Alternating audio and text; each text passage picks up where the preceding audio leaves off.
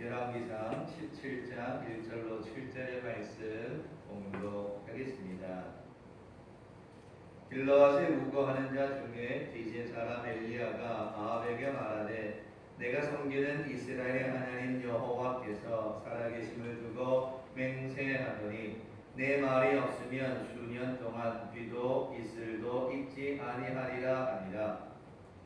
여호와의 말씀이 엘리야에게 임하여 이르시되 너는 여기서 떠나 동쪽으로 가서 요단 앞 그리 시냇가에 숨고 그 시냇물을 마시라. 내가 까마귀들에게 명령하여 거기서 너를 먹이게 하리라.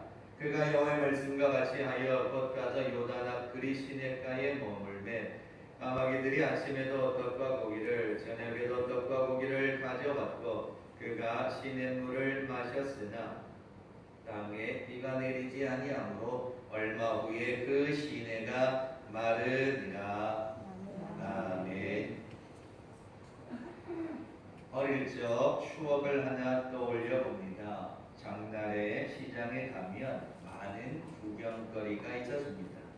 그 중에도 원숭이 한 마리를 데리고 차력 쇼를 하는 장면이 있습니다. 저 멀리 계룡산에서 10년, 태백산에서 10년, 지리산에서 5년 하고 어제 막 내려왔답니다. 그러면서 산에 있을 때 산신령을 만나서 약을 하나 알게 되었고 이 약을 먹으면 아프지도 않고 여러 가지를 설명합니다. 기와장도 깨뜨리고 손으로 못을 박기도 하고 철판을 손으로 깨뜨리고 하는 이런 것들을 보여줍니다. 사람들은 저 차력쇼를 행하는 사람이 건강하게 되는 것이 저 약을 먹어서 건강해진 줄 알고 사가지기도 합니다. 또 한 사람은 마술사입니다. 명절이나 특별한 날에는 이 마술사들이 와서 마술을 보여줍니다. 어릴 적에 제일 신기한 것은 모자에서 비둘기가 나오는 거였습니다. 모자에서 어떻게 비둘기가 나오나 신기하기도 하고 사람이 상자에 들어가지만 사라지는 경우 상자에 사람을 집어넣고 칼을 꽂아도 멀쩡한 그런 마술들을 보여줍니다. 앞자리에서 앉아서 아무리 보아도 신기할 따름입니다. 어른이 되어서 보니 그것이 다 눈속임이라는 것을 알게 되었지만 신기할 따름이었습니다. 그래서 아마 마술이라고 하나 봅니다. 성경에도 이런 일들이 있습니다. 말 그대로 마술이 있고 기적이 있습니다. 그런데 이것을 누가 행하느냐에 따라 마술이 되기도 하고 기적이 되기도 합니다. 각색 질병에 걸린 사람들이 있습니다. 예수를 만나고 하나님의 말씀에 의지하였더니 죽었던 사람들이 다시 살아나고 질병 가운데 있었던 사람들이 깨끗해지는 일들이 있습니다. 때로 자연을 통해서 하나님은 놀라운 기적을 베풀어 주시기도 합니다. 그런데 하나님을 믿지 않는 사람들에게는 성경에 등장하는 기적을 믿지 않습니다. 인간이 가지고 있는 이성과 지성과 이 과학을 동원하여서도 성경에 기록되어진 기적은 믿지 않습니다. 그럼에도 불구하고 성경에는 놀라운 하나님의 기적이 일어나고 있습니다. 오늘 아침 예배드리는 모든 성도 여러분, 하나님은 살아 계십니다. 하나님은 지금도 살아 역사하고 계십니다. 하나님이 지금도 살아 역사하신다는 말은 지금도 기적의 역사는 계속 진행 중이다라는 겁니다. 인간의 이성과 지성을 동원해서 과학을 통하여 증명되지는 않을지 몰라도 하나님의 놀라운 역사는 지금도 일어나고 있습니다. 그런데 중요한 것은 우리가 신앙생활하는 동안에 기적 자체의 목적을 두면 기적은 일어나지 않습니다. 기적 자체에 초점을 두는 것이 아닙니다. 기적을 주신 그 하나님의 뜻이 무엇인가를 알아야 합니다.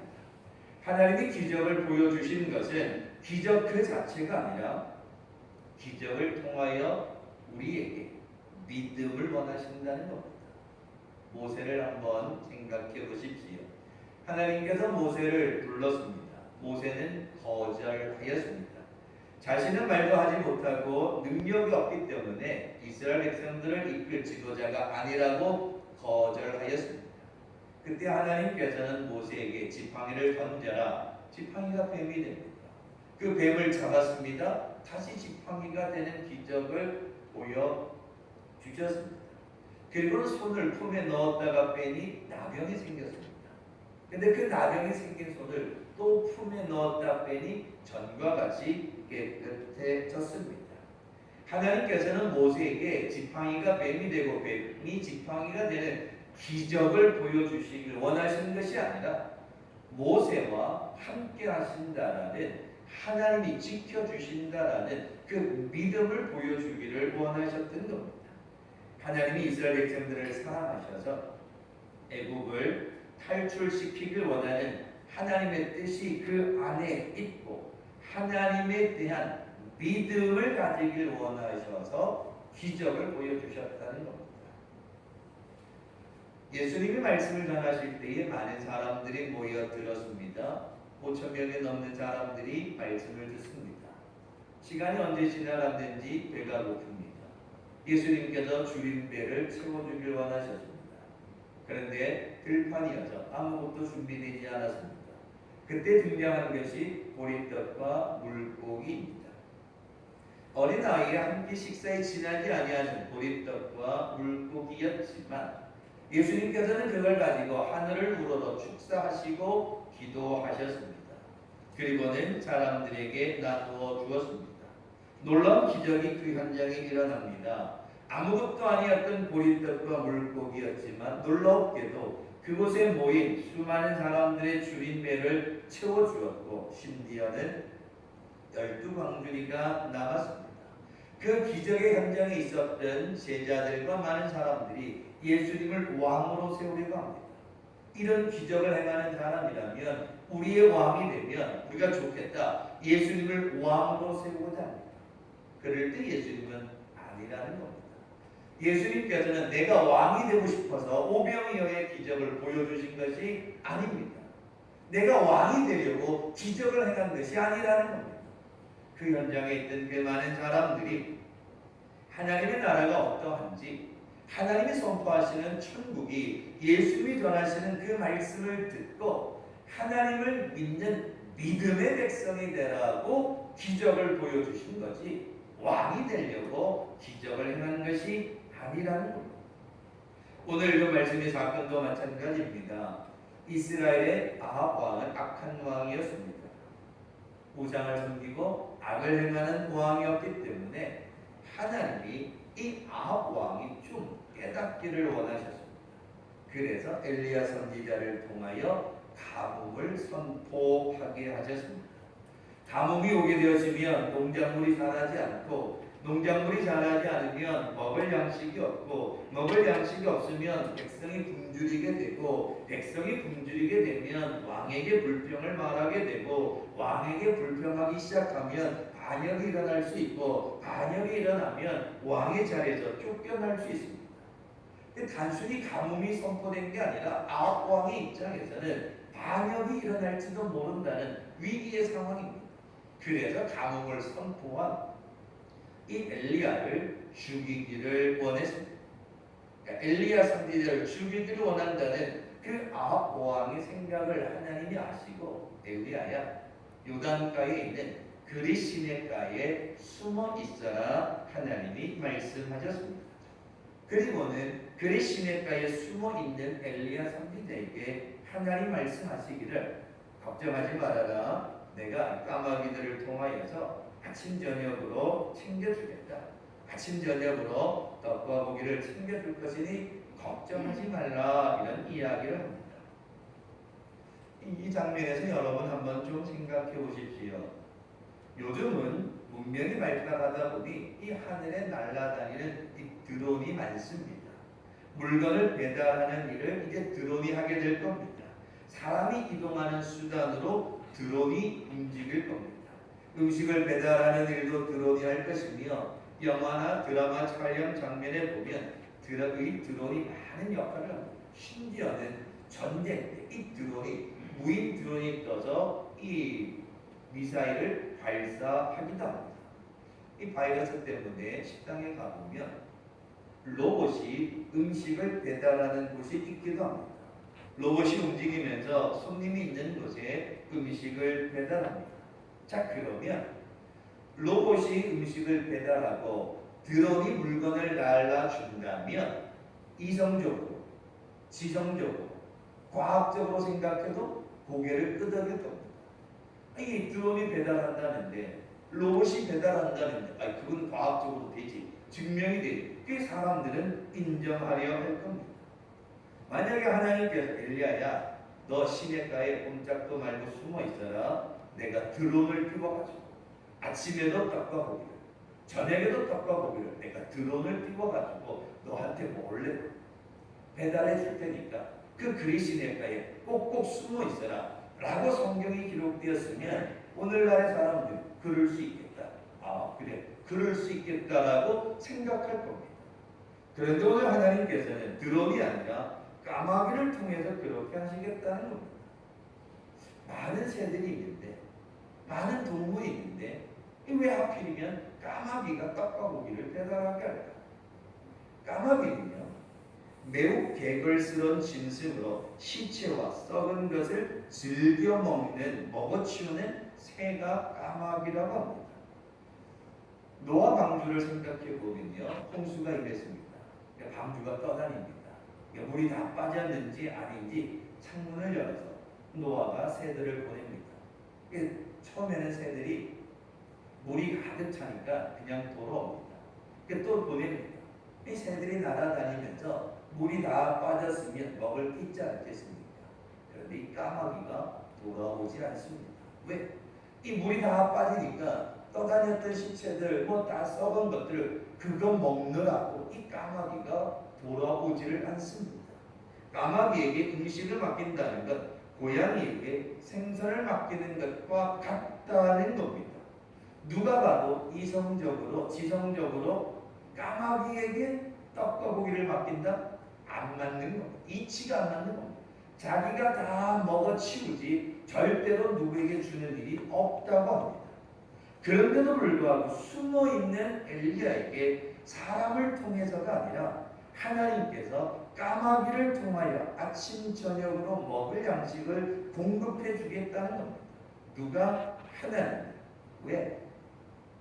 엘리야에게 필요한 것은 까마귀가 가져다주는 음식이 아닙니다. 지금 엘리야에게 필요한 것은 아합 왕이 죽이려고 하니까 숨어 있습니다. 숨어 있으니 얼마나 그 마음이 힘겹겠습니까?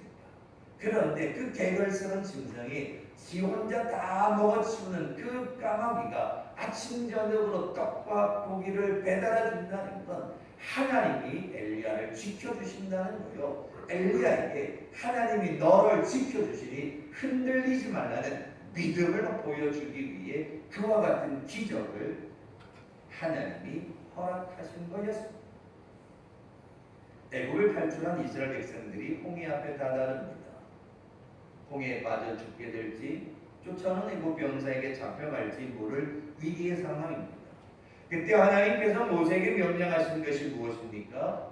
지팡이로 홍해를 내리치라는 겁니다.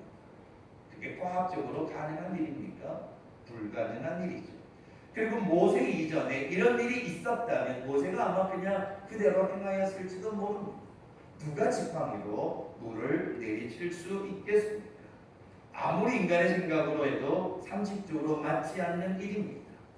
그런데도 모세는 하나님의 말씀을 의지하여 내리칩니다. 하나님의 말씀에 의지하여 믿음으로 내리쳤더니 밤새도록 동풍이 불어서 그 홍해의 마른 땅을 밟고 지나가게 됩니다. 인간의 생각으로는 불가능한 일이지만 그곳에 기적이 일어났습니다. 모세가 하나님을 믿었기 때문입니다. 모세가 하나님을 믿고 내리쳤기 때문에 가능한 일이었습니다.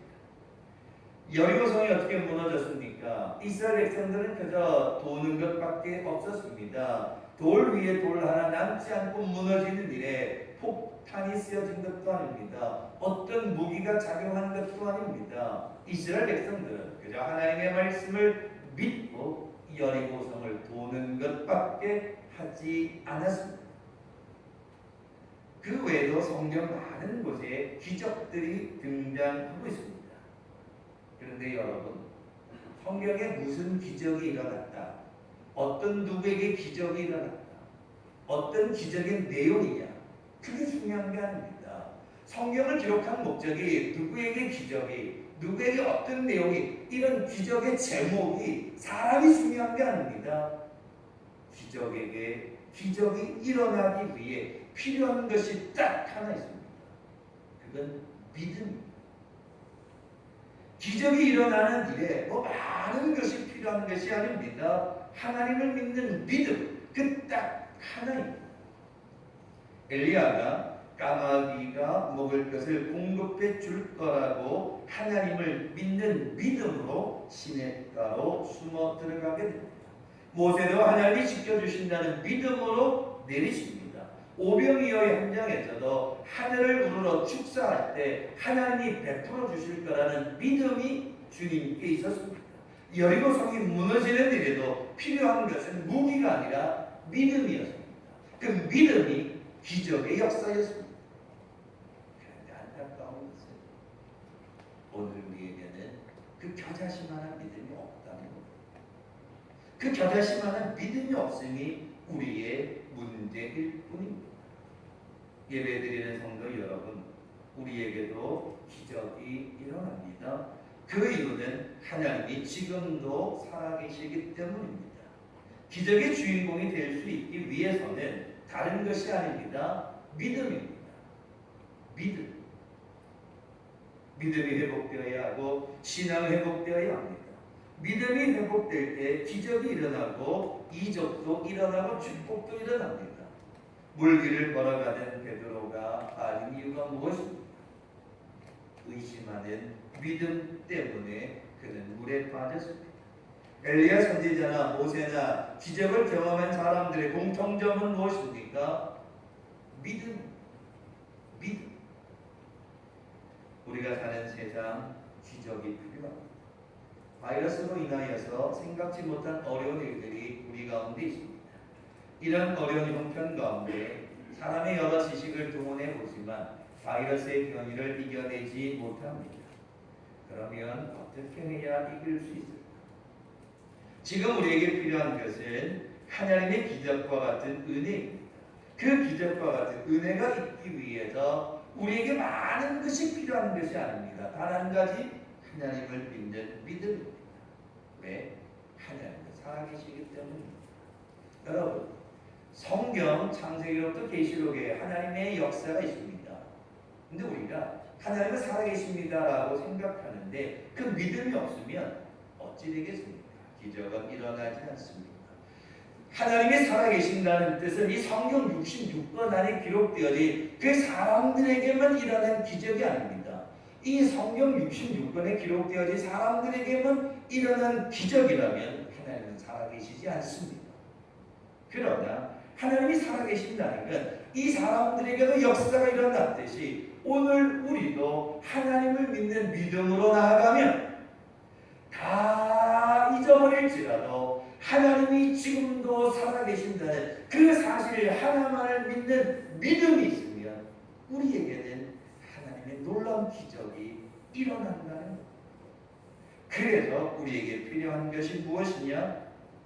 믿음. 그 믿음이 우리의 삶을 회복시켜 주는 것. 이제 말씀을 맺으려 합니다.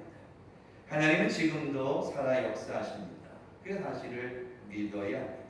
하나님이 날마다 눈동자와 같이 우리를 지켜주신다는 사실을 믿어야 합니다. 바이러스의 어려움 속에서도 지금까지 지켜주셨다는 것, 오늘 예배의 현장에 있다는 것, 내일을 소망한다는 것, 이것이 기적이 아니고 무엇이겠습니까? 죽었다 살아나야만 그것이 기적이 아닙니다. 그것도 기적이고 오늘 하루를 예배할 수 있다는 것 기적입니다. 어디에서 바이러스 환자가 생겨나고 전염될지 모릅니다. 그럼에도 불구하고 오늘 우리가 이렇게 예배할 수 있다는 사실, 이 하나 자체도 하나님이 살아계신다는 증거입니다. 그렇기에 오늘 이 아침 예배드리는 모든 성도 여러분, 어떤 환경 속에서도 흔들리지 않고 두려워하지 않고 하나님을 믿으십시오. 하나님을 믿으셔야 합니다.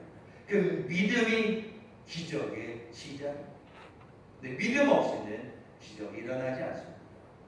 그렇기에 하나님을 믿는 그 믿음, 날마다 기적과 같은 은혜를 경험하기 위해 다른 그 무엇이 아니라 어떤 조건이 아니라 하나님을 믿는 믿음, 그 믿음이 결국에는 우리를 기적과 같은 은혜 가운데 지켜주실 겁니다.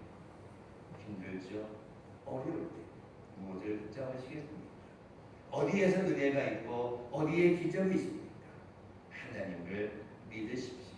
하나님을 믿는 그 믿음으로 날마다 기적의 은혜를 경험하는 축복의 성도들 되시길 주님의 이름으로 축원합니다. 기도하겠습니다. 부모하신 아버지 하나님, 감사를 드립니다. 우리가 날마다 하나님 앞에 믿음을 가지고 나아가는 축복의 성도들에게 인도하여 주시옵소서. 우리에게 필요한 것이 믿음인 줄 압니다. 하나님이 지금도 살아계셔서 역사하신다는 그 믿음을 가지고 담대하게 나아가는 축복의 성도들에게 도와주시옵소서. 어렵고 힘든 가운데 나를 지키시고 나를 고치시고 나를 싸매어 주시는 이가 오직 한 분 하나님이심을 믿는 그 믿음으로 담대하게 나아가 믿음 가운데 승리하는 축복의 성도들 다 되게 인도하여 주시옵소서. 감사드리며 예수님의 이름으로 기도하옵나이다. 아멘.